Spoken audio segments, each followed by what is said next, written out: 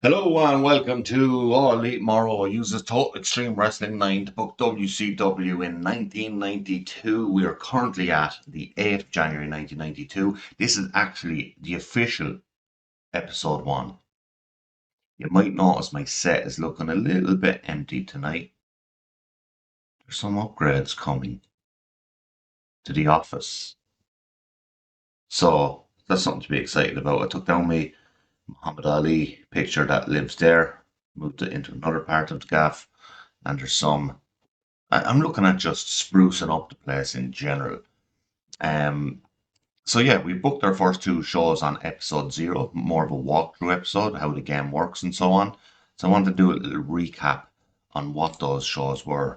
We had WCW Power Hour, our B show. We had Ron Simmons going over DDP, Ricky Martin and Tommy Rich beating the WCW Patriots. With an angle with Steve Austin and JYD setting up a match for this week's World Championship Wrestling with Diamond Stud, aka Scott Hall, defeating the Jobber Jim Boss. It's not his actual name, I just called him the Jobber Jim Boss. And we had the Great Muta, Steamboat and Rhodes, beating Michael Hayes and the Young Pistols. And then in a pre-show match, Vinny Vegas defeats another jobber, PN News. On our main A show for the week, good rating, show rating there. You can see in the top 73 overall, not bad. The ratings are in 0.61, 459,629 viewers shown on TBS. So we record on a Wednesday, it's broadcast on a Saturday. These aren't live. We're not at the stage yet where we're going live head to head with WWE or anything like that. Our main event had a dangerous alliance of Steve Austin, Rick Rude, and Larry Zbyszko beating Ricky Steamboat, Wyndham, and Rhodes. That's the Barry. We had the Steiner brothers defeat the Diamond Mine. We had Liger defeat Sergeant Buddy Lee Parker. We had Cactus Jack defeating a young Buff Bagwell. We had Junkyard Dog in a stinker of a match, beating Rip Rogers. We had Brian Pillman in the opener. Not a great match either, defeating Tracy Smothers. I expected more out of that. The big kind of angles on the show. We had a bit of a promo battle between Sting and Vader, and we had Terrence Taylor beating down a Jushin Thunder Liger. And we also had a video package of our world champion Lex Luger and Sting setting up their match for our first pay per view, which is coming up pretty soon if we look at the events. Clash of Champions XV111. Because I don't know what that fucking number is. These are going to piss me off, to be honest. I think it's 17, is it? 18, yeah. And that's coming up on Saturday the 18th, so 10 days' time. So we have 2 Power Hours and 2 World Championship Wrestlings before that. And we're going to cover all of that in today's episode. So I have set up this week's TV. I'm not going to show me booking that because that's boring. So what we're going to do is I'm going to pop off, come back, and you'll be looking at the show. We've made some roster changes. We brought in Lord Stephen Regal. No, he is not known in America whatsoever. He's quite popular in England, British Isles, I should say. We've brought in, there's a few here I don't want to spoil. Tiger Mask has signed. That will beef out our junior division.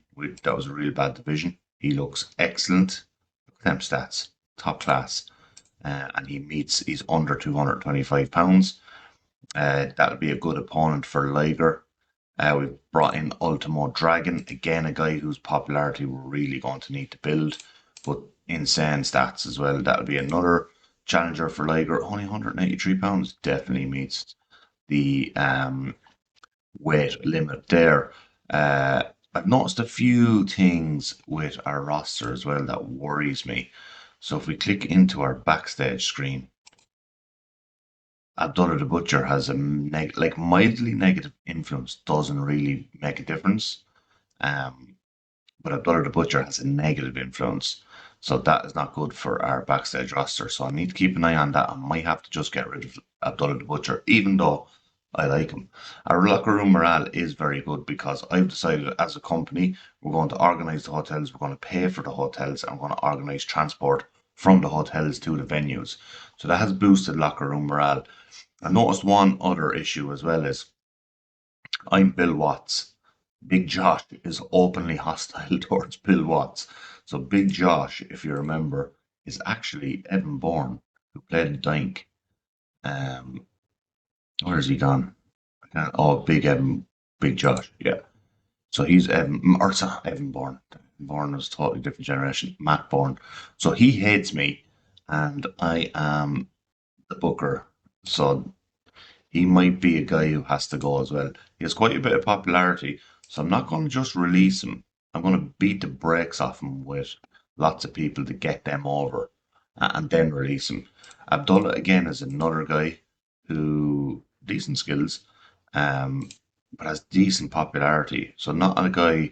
Now, what I'm thinking of doing for him is he works with All Japan. I was thinking if I could trade him, and not trade, an alliance loan to New Japan, because he's very popular in Japan. I'd be able to pick up someone quite good. So if we go over here, we can look at the New Japan roster. This should always order by size and not name. New Japan, the third biggest wrestling company in the world.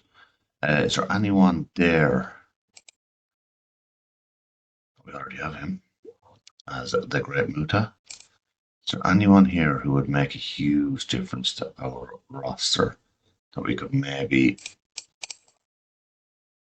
get a loan for?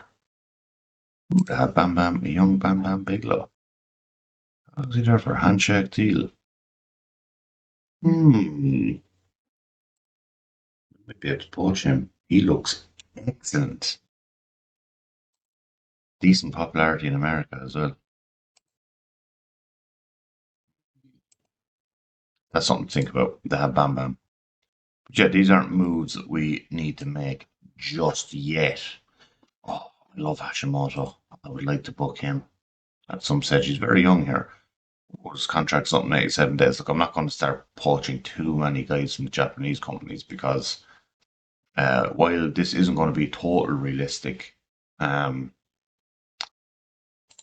I want to keep it like something that could look at his stats. Jesus. Yeah, he's popular. He has a bit of popularity everywhere. Okay. Um, so yeah, it might be time to get into the show. I've gone through some of the roster stuff. I've saved some of it as well. We have some surprises coming in our first couple of shows. I have surprises lined up for the pay-per-view that will end today's episode. Uh, so without further ado, let's get to WCW Power Hour. We are back for WCW Power Hour, the B show. Decent show lined up. Let's just get straight into it. What's the problem with our booking? Oh, yeah, you see that when it comes to it. Okay, so pre-show match, beautiful Bobby Eaton beats a local talent that we brought in for one night only, Jimmy James. They just don't click. They have a shit match. Segment rating 43. Beautiful Bobby's getting penalised for physical condition. That is never a good sign.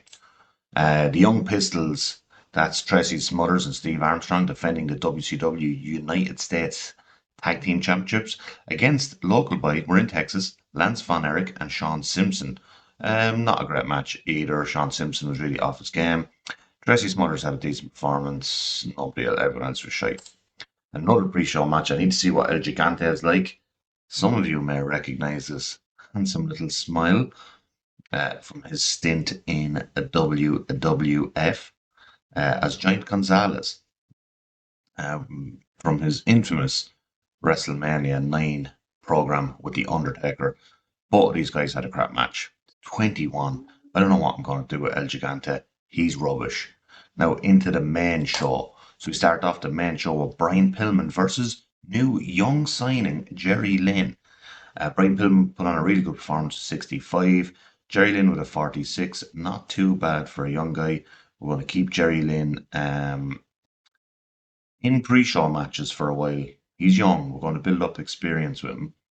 But he gets some good bonuses. He's good at selling. He has high morale. We're still getting commentary quality penalised for low experience. That's their low experience together. But yeah, decent match to start our B show. Then we go to an interview with Junkyard Dog, hyping his match on this week's World Championship Wrestling against Steve Austin for the WCW TV title. That'll be coming up on the second show of the night. Then we go to a six-man tag. The Diamond Mine of Diamond Dallas Page, the Diamond Stud, and Vinny Vegas beating the Job Squad of PN News, Sonny Trout, and Johnny B. Bad, who you may recognise as Mark Miro. What about that? Any good performance in here? Diamond Stud had a good performance, 59, not bad. Nearly ready for TV on the main show. This is the B show, so none of this really matters. Yeah, a lot. Trying to be bad penalised for poor gimmick and inexperienced. Yeah, so a lot of these guys should be working pre-shows and the B show, which is where they are at the minute. And then we get Ricky Martin and Tommy Rich giving out a warning to the Steiners in a backstage promo. 46 is okay, not fantastic, not terrible either. And then we get Tom Zenk, the Z-Man, beaten just basically kind of a squash match, short 5 minutes 49 seconds against Jobber George South. And then we get the Steiner brothers versus Ricky Martin and Tommy Rich. Decent match. Scott Steiner gets the pin on Tommy Rich. Scott and Rick put in two really good performances. Unfortunately, Tommy Rich and Ricky Martin seem to be slowing down a bit. I'd say this is physical decline as well. Yeah, they're both in physical decline and physical condition. And Ricky Martin has poor momentum. So if we can get his momentum up to not negative momentum, his performances will actually increase, which is at a 50. That could increase by 5 or 6, which means he'd be a good TV wrestler for us. Then we go to a 5 minute interview that took place backstage. So Big Van Vader and Harley Race. This is Harley Race introducing his newest client, Big Van Vader. So we're going to have Harley Race be the manager of Big Van Vader, 73. Cracker rant that one. Into the main event. This is a shit show. So, right, Steven Regal's coming in. He has no popularity in America. So I just had him beat Big Josh, who hates me already. He put in a good performance, 51. Not a good segment, not a great main event for a show. Probably should have gone with the Steiners tag match. But I wanted to try and get Lord Steven Regal over. Now, this might actually hurt him. See what he got penalised for. Inconsistency is all. And like Big Josh is a face and he's just not good at it. And he has poor physical condition and he's inconsistent. Yeah.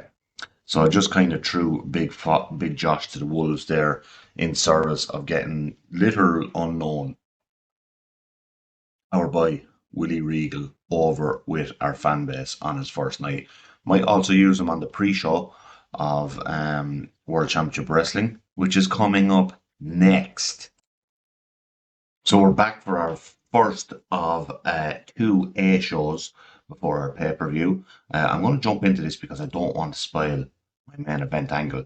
We're in the pre-show. Jerry Lynn, who we'd seen previously on Power Hour, making his debut. Little pre-show win from 55. He puts in a good performance of 54. That's a good sign. Young guy. We're trying to get beautiful Bobby Eaton to get his momentum back up, so we give him an easy win against Arachnaman, aka Brad Armstrong. Which is weird that they don't have good chemistry. So I want to take the mask off Arachnaman at some stage and let him be Brad Armstrong, because what a shit gimmick. Then we have the Fabulous Freebirds versus, you may recognize, Big Vis, Nelson Knight, and Brad Batten. Brought Big Vis in for the night as a tryout. He had a 26. Give him a tryout.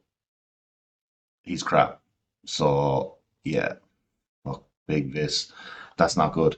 We'll let him get some more seasoning on the independents at this stage. Jimmy Garvin and Michael Hayes, performance of 56 and 58. We'll take that. Then we get last match on the pre-show. Again, I'm just trying to get Lord Steven Regal over in the US. Pre-show match beating the local boy Lance Von Erich. Obviously, we're in Texas. The Von Erichs have a big name. Probably didn't go down too well with the crowd, but we're trying to get Steven Regal over as a heel. They didn't have good chemistry either. But on a positive note, Regal's getting better at his gimmick. So let's see, he was still penalised for having a poor gimmick on his performance. and he put in a performance of 59. So once he gets better at the gimmick and that penalty gets lifted, his performances are going to improve significantly. So a lot to be liking about the early run of Lord Stephen Regal. Now we get into the main show proper, our opener. Making his debut, Shane Douglas defeats Todd Champion in essentially a squash match. Douglas with a performance of 50, not bad. His gimmick has got an initial rating of poor. That's going to hurt his ratings. He's going to get penalised for having a poor gimmick, but we'll give him time to get over his franchise player gimmick. Then we have a video focusing on Lex Luger because this guy won't come to fucking TV. So I have to send cameras to him to make videos, or we have to cut footage from all shit he did. So we're just trying to keep our fucking world heavyweight champion, Lex Luger, in the eyes and the minds of the WCW fans. Should also be said we have 9,000 people here. That's a sellout in the Extraco Event Center in Waco, Texas. And then, oh no, Tracy Smothers suffered broken fingers. Decent match though, 59, not terrible. Liger had, so sorry, this is a six-man match. We've got Terrence Taylor and the Young Pistols, so that's Steve Armstrong and Tracy Smothers. Defeating Liger, Pillman, and Buff Bagwell. Terrence Taylor submits Buff Bagwell with a sharpshooter after blatantly cheating. You scumbag. So last week he jumps Liger after Liger's match. This week he cheats and gets the submission on Marcus Alexander Bagwell. We're trying to build him as a credible challenger for the pay-per-view to take on Jushin Thunder Liger for his junior heavyweight, or it's actually called light heavyweight title. But if we look here, Pillman has a great performance of 65, Luger has a phenomenal performance of 76, and Terrence Taylor has an in-ring performance of 59. That's good. So we're going to have to build this match through kind of six-mans or tags in order to get that, that storyline a bit harder, because that storyline went down like a wet fart last week. The crowd didn't buy Terrence Taylor attacking Jushin Liger, but we need to get a bit of heat into it for Clash of Champions 18. Tracy Smothers, thank you, Harley, for informing me of Tracy's broken fingers. We'll check in on him after the show. We get an angle here of a backstage face-off between the Fabulous Freebirds and the Steiners, building up to a match between both tag teams. And then we get a six-man tag, the Dangerous Alliance versus the Great Muta and Ricky Steamboat. Getting a note down here that Arn Anderson and Paulie Dangerously are an awkward pairing. So I have Paul E managing Arn Anderson. Might have to remove that. But this is a fantastic match. Crowd is very hot. Segment rating is 76. The Great Muta, Steamboat and Rhodes defeat the Dangerous Alliance of Rick Rude, Arn Anderson, when Ricky Steamboat pinned Arn Anderson with a diving crossbody. Some of these performances are excellent. Steamboat with a performance of 86. Rick Rude with a performance of 79. Arn 66. Larry Zbyszko 69. Nice. Dustin Rhodes with a 66. And Muta with only 57. And the road agent notes are telling me Steamboat was off his game tonight and he still puts in an 86. This is a guy we need to feature heavily in big singles matches on our pay-per-views. We know he's currently carrying the tag titles with Dustin.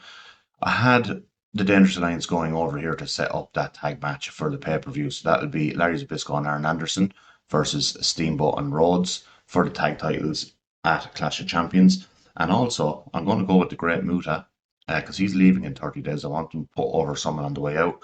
And the person he's going to put over on the way out is going to be Rick Rude at Clash of Champions in 10 days' time. So that I think we've used this match to build two matches in our next pay-per-view. So we have a backstage segment here. I thought I got the order wrong, but no. A good 5-minute interview took place backstage. Ron Simmons and Sting with Tony Schiavone as the interviewer, and they are calling out their enemies for tonight, their opponents in Big Van Vader and Cactus Jack. We know that Vader is now managed by Harley Race. Then we get Steve Austin beating Junkyard Dog in 10 minutes 15 seconds with a submission called Hollywood and Vine. Steve Austin makes defense number 11 of his World Television title Good match. Austin really carried the heavy lifting here. He had a rate of 63, JYD with a 42, just not good enough for TV. We might be old and past it, but we can use him on pre-shows, and we can also probably use him. Look, he's getting penalised for everything: physical condition, selling, inconsistency, stamina, and declining physical ability. Austin, at this stage of his career, is still suffering from some inconsistencies, but Austin is getting a ton of bonuses, a ton of bonuses. And he's getting a bonus there for managerial help, so that means him and Paulie Dangerously are clicking as manager and worker. And then we get a promo after the match. A fantastic promo here, 72 rating, gets the crowd very hot.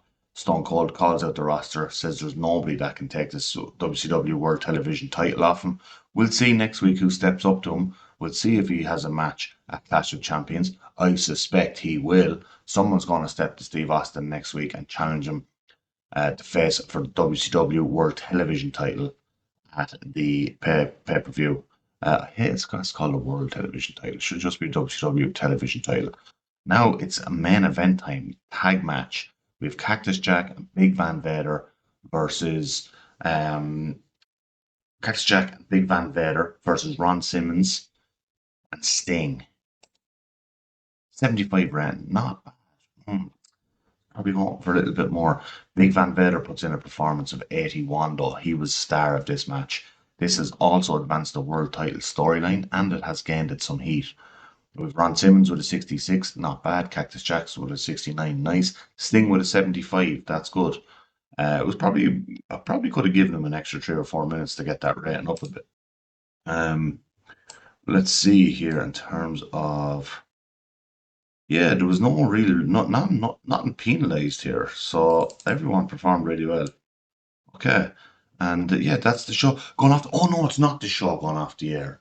So we have Cactus Jack and Big Van Vader start a beatdown of Ron Simmons and Sting, but who should come to save him? Only Terry Funk, back in Texas, his home state, comes out, attacks Cactus Jack, attacks Big Van Vader, helps the baby faces. Where is this going? Who's Terry Funk going to be feuding with going into Clash of Champions? This might set up a Vader versus Ron Simmons match. It might set up a Cactus Jack versus Terry Funk match. We know Sting is the #1 contender. We know Sting will be facing Lex Luger at the pay-per-view for WCW World Heavyweight Championship. But we have Terry Funk entered into the mix now, one of my all-time favourite wrestlers. So we look at the results. Sting and Ron Simmons beat Vader and Cactus Jack. Yeah, overall, really good rating here. Steve Austin retains his title. We need to get better opponents for Steve Austin because I think he can have better matches. We had a really good trios match of Muta, Steamboat, and Rhodes versus Dangerous Alliance. We got trying to get Terrence Taylor over as a credible threat to Liger for the pay-per-view in not a great match. And we have Shane Douglas making his debut, and again, not a great match. But yeah, look, show increase our popularity in 6 regions. Again, we're going to see this red one a lot. Would have gained popularity in 2 regions, but was restricted due to number of limited viewers there. That is Puerto Rico and Hawaii, and show benefited from having a wide range of angles. So let's check. Okay, Tracy's mother's broken fingers. He's only out for 7 days. That is not too bad. See if we made money tonight. We made 118 grand, baby. You'll see, we might be losing money a little bit at the start until our merchandise numbers increase. I'm going to show you merchandising after the show, actually. Yeah, popularity recap. So we had some. So the way this works actually is there's a hidden 65.3 or 4, 65.5, 65.6. And they creep up there, and it tells us the ones that are creeping up are the ones in yellow. So Tri-State, which is the New York area, we've made a full jump, numerical jump. The other ones have made partial jumps. So we won't see them jump up to the next one until it ticks over as a full number. We've gained popularity in those regions. That's that show over.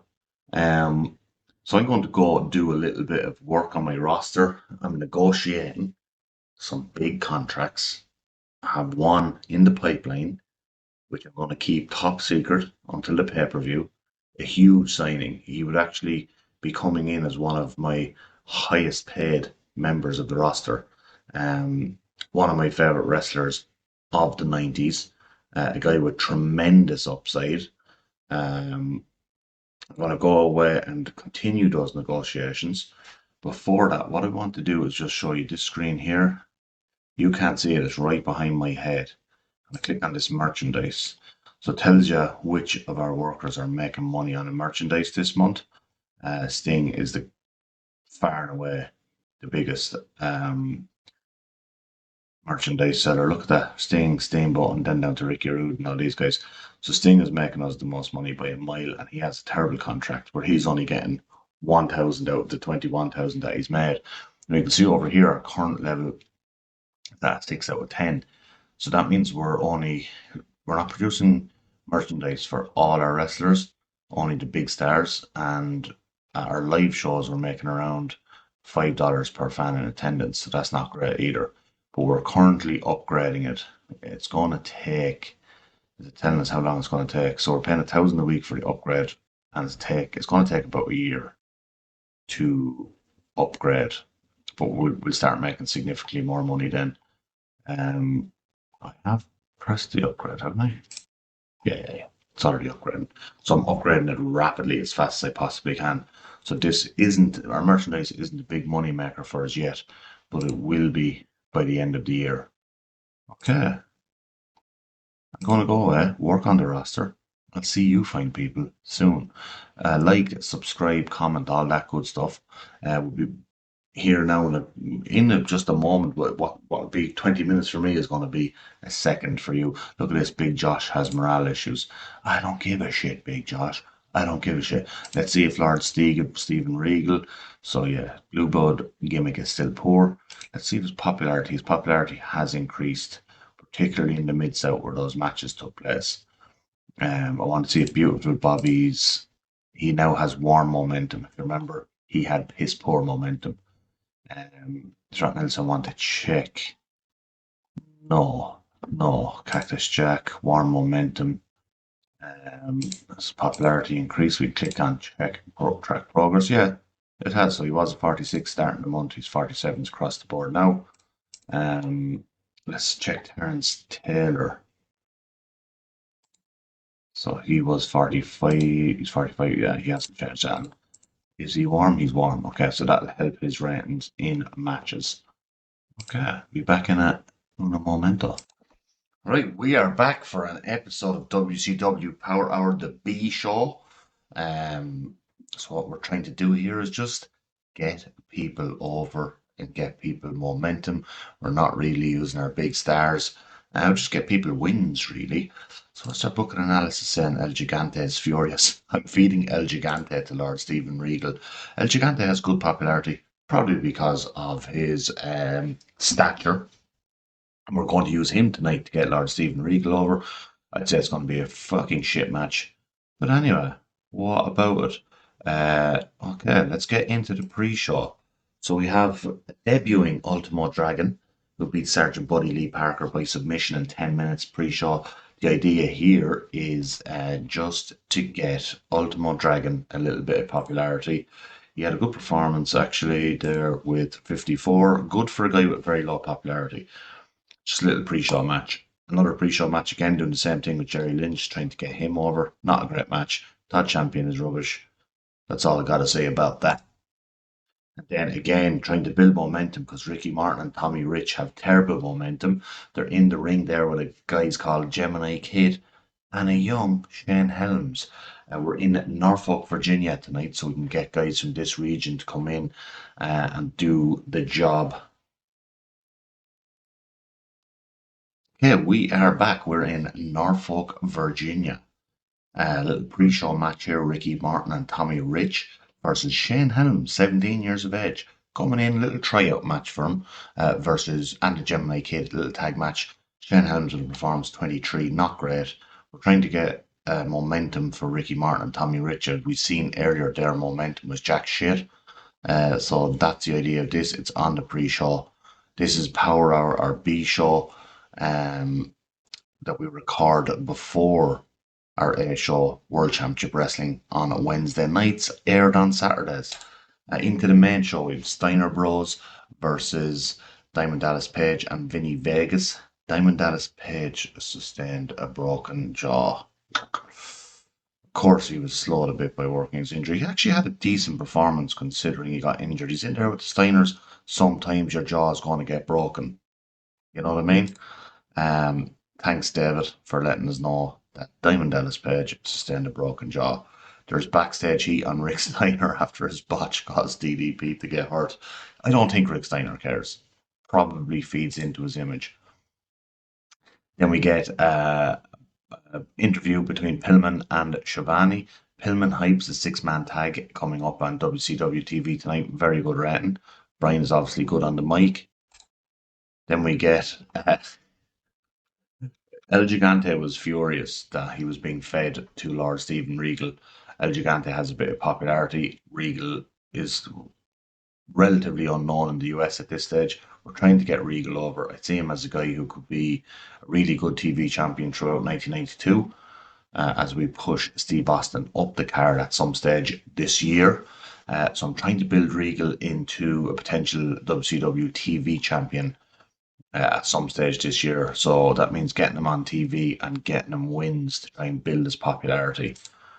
Then we get, again, just a backstage interview with Arn Anderson and Larry Zbyszko. Fantastic rating, segment rating of 85. That's a huge rating. Arn Anderson and Larry Zbyszko are talking about their tag team title challenge coming up at Clash of Champions against Dustin Rhodes and Ricky Steamboat. Again, we get this penalisation here of Arn Anderson and Paulie Dangerously not being a good pairing. This might be something we have to look at. I didn't change it because I don't think it's hurting the segment ratings too much, but maybe that could have been a 90. Then we get the Diamond Stud beating Van Hammer. I'm just trying to build up the Diamond Stud's popularity because I want to break him away from Vinny Vegas and Diamond Dallas Page as a singles act. However, with Diamond Dallas Page's injury, Diamond Dallas Page is cutting a promo with a broken jaw. So they all cut promos. DDP, Diamond Stud, Vinny Vegas, building up their little faction, the Diamond Mine, little segment right at 62, again, not bad. And then we're into the main event, very good main event here for the B show. Barry Windham versus Beautiful Bobby Eaton. Two decent performances. Not fantastic though, I'm not really happy with that, 66. Barry Windham gets the victory. So let's finish that show. I had two other pre-show matches that I didn't show here as well. That was Jerry Lynn defeating Todd Champion and Ultimo Dragon defeating Sergeant Buddy Lee Parker. We're now going to go into our main show. I have a problem with the booking of the main show. I have Terrence Taylor in a six-man tag, but Terrence Taylor has gotten stuck at the airport. So we're going to have to maybe make an adjustment on the fly to see if we can get Terry Taylor into the ring. This is again building his match at Clash of Champions with Jushin Thunder Liger. But he may not be able to make it to the arena. These are the things that pop up in wrestling booking, you know. Would the big beefy boy Shaz Beef know what to do with this? Would Kieran Dunphy know what to do with this? I doubt it. Would Johnny Martz know what to do with it? He'd come up with a solution. So let's see what All Elite Morro is going to do about Terrence Taylor being stuck at the airport. He didn't even tell me if it was the airport here in Norfolk, Virginia, or if it was the airport wherever he lives. I don't know. We're about to find out. Yeah, Terrence Taylor did not make it to the arena. This match here is an absolute mess. Uh, you'll see when we get to it, but it was supposed to feature Tiger Mask and Terrence Taylor. Tiger Mask isn't here. Terrence Taylor isn't here. We've replaced them with Beautiful Bobby Eaton in place of Terrence Taylor and Ultimo Dragon. Not bad. In place of Tiger Mask. I had to reduce the length of it. It isn't going to be what I wanted it to be. But these are the things you just have to do when you're the booker man sometimes. Let's get into the show. So we have a little squash match here on the pre-show. Shane Douglas over Shane Helms. Shane Helms only in for the night and a little bit of a tryout. We have 8,701 people in Norfolk Scope in Norfolk, Virginia. Not bad. Not bad. Not a great performance from Shane Douglas. I'm keeping on the pre-show until this hits TV numbers. which is about 60. Then I'm trying to just build Ricky Martin's momentum again, so he beats Johnny B. Bad pre-show match, and then another pre-show match. And I'm surprised with this. Muta and Jerry Lynn just didn't click. Both poor performances. Muta coming to the end of his run here. He's going to have a US title match at Clash of Champions against Rick Rude. You probably know which way that's going to go. To open the show now, we have Arn Anderson, Larry Zbyszko, Paulie Dangerously, and Rick Rude cutting the promo. This is setting up something later in the night. They're teasing a surprise later in the night. So it starts backstage with the arrival of the Dangerous Alliance. Paulie is teasing a surprise. Okay, right, segment rent, not bad. Liger pinned Steven Regal. Didn't really want to pin Regal, but I had to stick him in the match because of all the people we were missing. But that's okay. He's getting TV time. He's won his first two matches. He's getting pinned here in 6-man for against Liger, who has huge popularity and momentum. So it's not going to hurt Regal. But yeah, look, this match is the one that got fucked up. Now, still a pretty good rating. Then we get Harley Race cutting a promo backstage. He has flanked by Big Van Vader and Cactus Jack. He's cutting that promo on Ron Simmons. He's cutting that promo on Sting. He's cutting that promo on Terry Funk after what we saw happen towards the end of the show last week, where Terry Funk came back and saved Sting and Simmons from Cactus Jack and Big Van Vader. Terry Funk reacts to this instantly, storms to the ring, cuts a promo, calling out Cactus Jack. He wants Cactus Jack 1v1 at Clash of Champions. Ron Simmons beats the Diamond Stud in a fantastic match. Two good performances. Diamond Stud is nearly ready for TV. Like I said, that rating of 60 is kind of where you want to be for putting him on your A show. But it's fine. He can lose to Ron Simmons, is one of the top guys in the company at the moment. So it's good for Diamond Stud to be on TV in a featured match with Ron Simmons, one of the top guys. That's just helping us build Ron Simmons as well. We know he's going against Vader at Clash Champions, so it's good for him to get a good win before Clash Champions. Diamond Stud has been picking up a lot of wins on our B show. Then we get Steve Austin making defense number 12 of the WCW World Television title against Tom Zink, the Z-Man. Again, he wins with his submission to Hollywood and Vine. Arms to 68 and he's off his game again. That's 2 weeks in a row where he's been hurt by his inconsistency. I want to check his consistency rating after this. I'm not happy with that because his stats are insane. He gets loads of bonuses, but his performances aren't quite matching up to it. But he has a big match coming up at the pay-per-view. Let's find out who it's against. He gets challenged by Barry Windham for the TV title at Clash of Champions. Barry Windham, you might have seen earlier on the night, he picked up a win in the main event of Power Hour against Beautiful Bobby Eaton. He's now challenging Steve Austin, Stunning Steve, for the TV title at Clash of Champions this coming weekend. We're into an 8-man tag now. I love this 8-man tag. We got the Steiners and Steamboat and Rhodes versus the Freebirds and the Dangerous Alliance. And this is where the prediction, teasing from Paulie Dangerously at the start of the show, we get interference from Tully Blanchard on Dustin Rhodes. Tully Blanchard has debuted. He's shown up. He's distracted Dustin Rhodes. He's interfered against Dustin Rhodes, and Arn Anderson picks up the pin against one half of the tag team champions. That's going to be one match at the pay-per-view. We're going to get Arn Anderson and Larry Zbyszko versus Dustin Rhodes and Ricky Steamboat. Really looking forward to that. I think that'll be a banger. Ricky Steamboat has another great rating. Look, the Fabulous Freebirds are getting all their ratings aren't great, but they're going to be going up against the Steiner brothers in a rematch of last week's TV match. That's also happening at Clash of Champions, and that's going to be a number one contenders match. So the top 4 tag teams in the division are all facing off here, and we get the return of Tully Blanchard. Not a debut, a return. He interferes. He's joining the Dangerous Alliance. And here we go again, another video package focusing on Ling and Sting and Lex Luger. Into our main event of the night, big tag match, Big Van Vader and Cactus Jack versus Terry Funk and Sting. Decent match. Everyone here puts in a good performance. Sting with a 75, Funk with a 73. Vader with an 82. That's top guy potential right there. Him and Steamboat have top guy potential in terms of their performances. We need things to improve a little bit if he's going to be the face of the company. Cactus Jack with a 72. Unbelievable performance from Cactus Jack.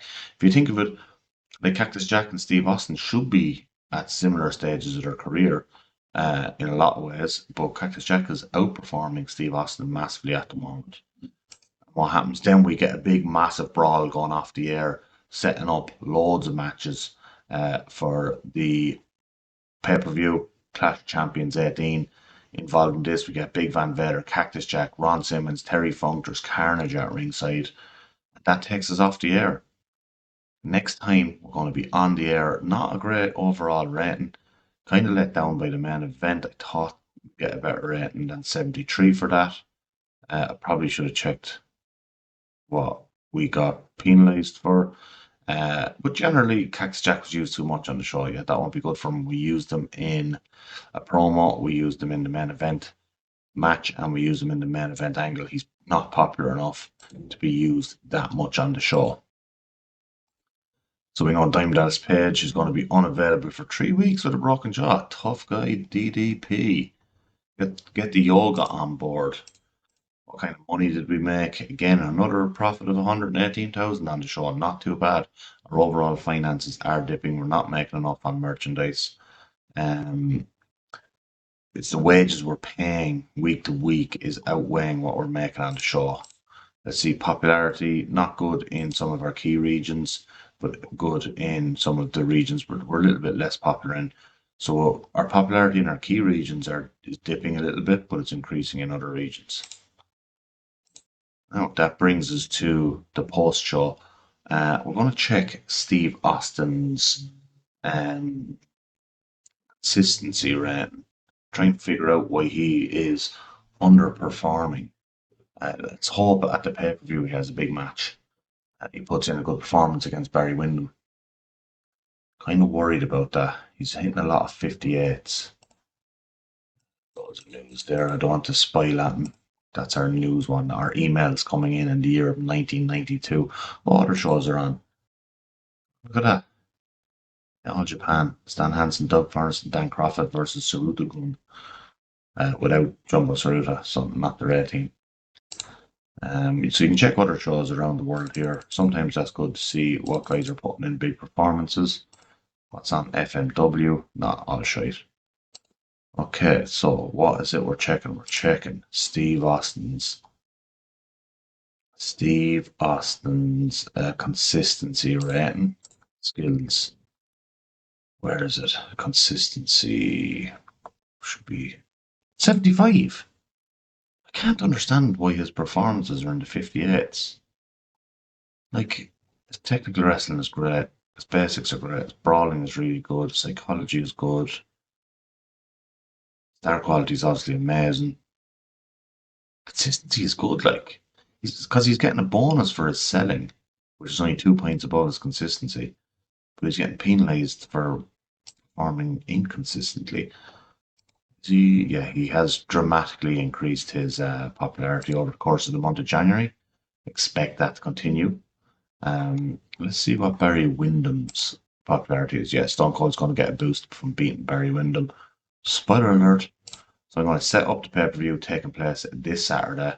We're going to jump into the pay-per-view. That'll be our last action of episode 1 of All Elite Morro books WCW on TEW 9 in the year of 1992. See you at the pay-per-view. Okay, ladies and gentlemen, it's time for the main event. It's time for the pay-per-view Clash of Champions 18 taking place in Atlanta, Georgia, the home of WCW. We've got 15,278 sellout at the Omni Coliseum. Fantastic. We brought in Al Snow for a tryout. How did he do? 38, not bad for a tryout, considering him and Beautiful Bobby Eaton did not have good chemistry, made for a bit of an awkward bout between them, but not bad. A little pre-show bout there. Am I mic turned on? Yeah, it is. Little pre-show bout. Beautiful Bobby Eaton picks up the victory over Al Snow in on a tryout match. Someone we might look at. We have Lord Stephen Regal again, just tipping away in the pre-show, beating guys with more popularity than him. JYD is the one eating the pin here. Look, we know JYD at his age can't perform to the TV level, but he still has a bit of popularity that we can kind of put on the younger talent. But not an amazing match by any means. Like pay-per-view standard, you need to be hitting a lot higher than 53, but it's on the pre-show, so it doesn't affect our overall rating. Then we get just a 5v5 to finish out the pre-show. You get Big Josh who hates me. Fuck you, Matt Borne. We get Pillman, we get Van Hammer, we get Tom Zenk, and we get Ultimo Dragon versus Ricky Martin, Tommy Rich, the Diamond Stud, Vinny Vegas, and Shane Douglas. And on this one, the Diamond Stud pinned Ultimo Dragon with a Diamond Death Drop. Let's see who performed well in here. Diamond Stud with a 59. Brian Pillman with a 63, TV ready. Ultimo Dragon with a 56. For a guy who's totally unknown, that is in our region, that is a fantastic rating. Tommy Rich and Ricky Martin with 46s. Vinny Vegas with a 52, improving. Douglas still low on a 44, so he'll be on a lot of pre-shows and B-shows until that rating gets up. Now we're into the opener of our first pay-per-view card, WCW Clash of the Champions 18, at a sold-out Omni Coliseum in Atlanta, Georgia. So we have the Steiner brothers with Rick Steiner pinning Jimmy Garvin versus the Fabulous Freebirds in the opener. Some good performances in there, and overall good rating. Crowd is getting hotter. A lot of great bonuses in this one. Michael Hayes with a 60, Scott Steiner 63, Rick with a 62. I feel like they should be performing better as well. But anyway, decent overall rating. Good opener to the show. Then we get Big Van Vader going over Ron Simmons. Excellent rating, 76. Bit of a lack of psychology on display, right? And that's not great because that's a short match. It's only 8 minutes. The psychology ratings really shouldn't have a major effect unless they're very low until you hit the 10-minute mark. And now we have Dustin Rhodes getting his lick back on Tully Blanchard for interfering in the TV 8-man tag. Dustin Rhodes is thinking ahead here. He attacks Tully Blanchard backstage, trying to ensure that there'll be no interference in the tag team title match later in the night.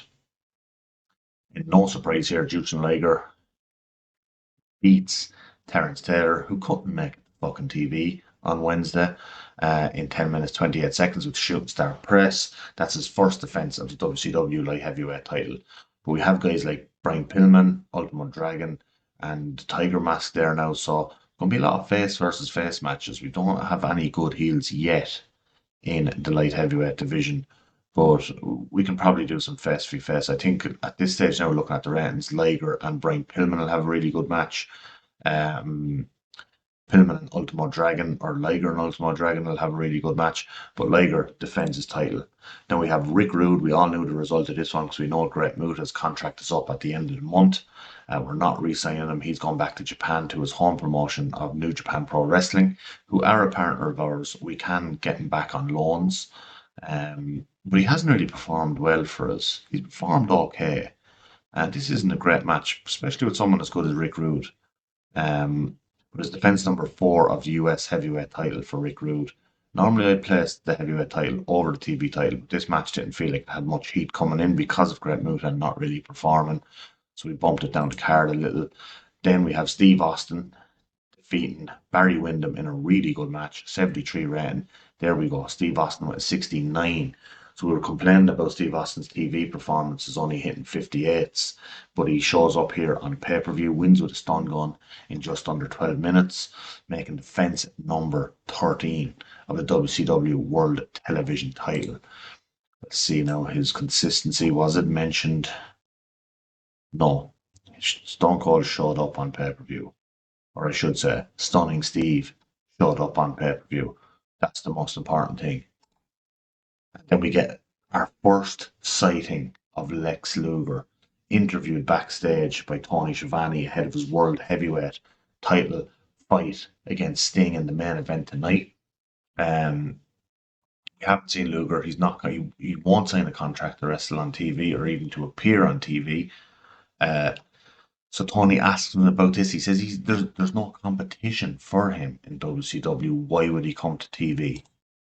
Then we get Cactus Jack and Terry Funk in a 10-minute double countout. They brawled all over the arena. This storyline is called Two Psychopaths. They brawled all over the arena. The referee just had to count them out. A decent wild brawl. The ref had to count them out. Segment rating 74. That's a very good rating. Considering Terry Funk's age, decent performance out of Terry Funk. He's probably be better used in tag matches and stuff, but I do want him to have a singles program with Cactus Jack. And these two are going to have to run it back. It's a double count out. We might have to go falls count anywhere. We might have to go no DQ, no count out. Maybe we'll go falls count anywhere for the rematch. But they continue fighting and brawling after the match. They have to be broken up by our producers and security because these two don't stop fighting after the bell has rung for the double count out. We're into our tag team title. Ricky Steamboat submits beautiful Bobby Eaton. What was this about? Anyway, it should have been Larry Zbysko. Yeah, I think that's a glitch somehow. It happens sometimes.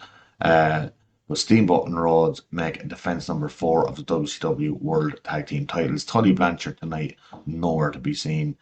Ricky Steamboat again with a godlike performance of 88. Now we have Harley Race after Big Van Vader's victory earlier in the night. Harley Race says Big Van Vader, regardless of who wins the title match tonight, whether it's Lex Luger, whether it's Sting, Big Van Vader is the #1 contender. He wants the next title shot. He wants it at Super Brawl 2 next month. And here in the main event, we have Sting defeating Lex Luger in almost 15 minutes by pinfall.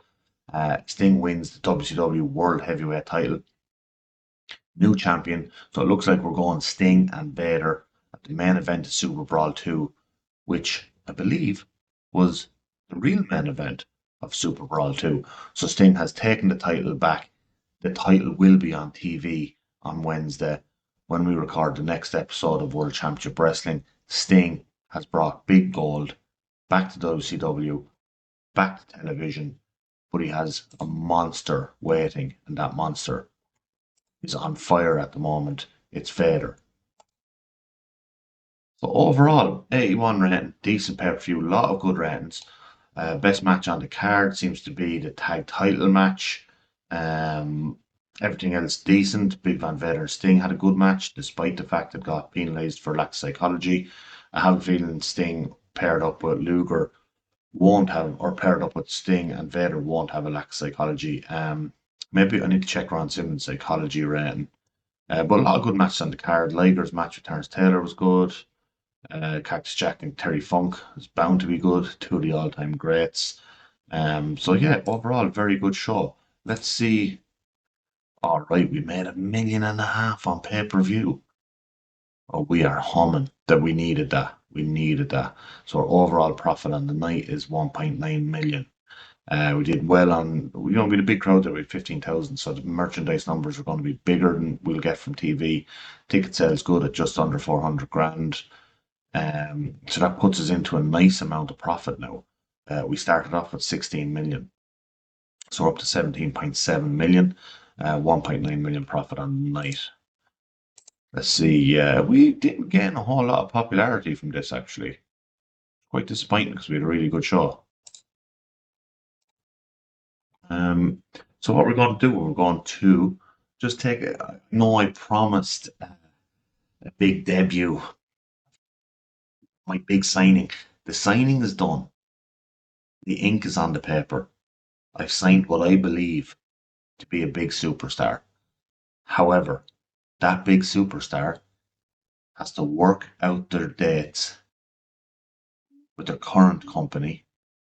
It's not somebody who was unsigned. It's a superstar who's working for another company in early 92.